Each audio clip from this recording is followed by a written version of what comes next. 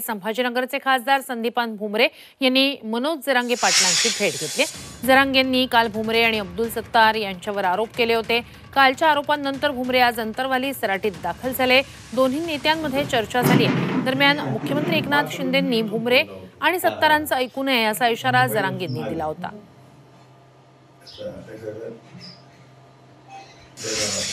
मनोज दादाची भेट मी आज नाही, नेहमीच घेतो।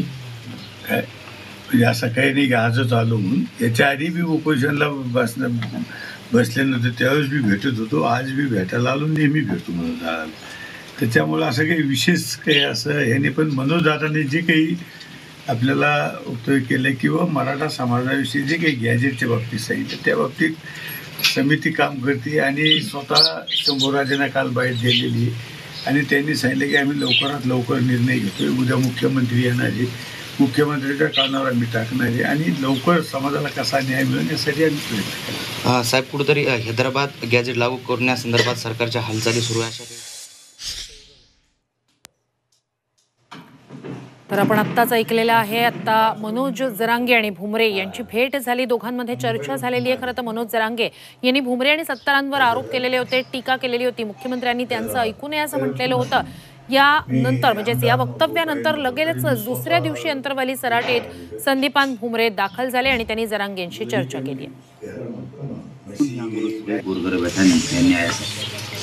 आणि मराठा समाजाला हैदराबाद गॅजेटसह सातारा संस्थान, बॉम्बे गव्हर्नमेंटचं गॅजेट, सगळ्या सोयीची अंमलबजावणी, 2004चा जिया आणि ज्याची कुणबी नोंद मिळाली त्या आधारावर मागेल त्या मराठा समाजाला कुणबी प्रमाणपत्र देणे, 2004चा GR सुद्धा हाही दुरुस्त करा, प्रमाणपत्र द्यायचे वाटप बंद आहे।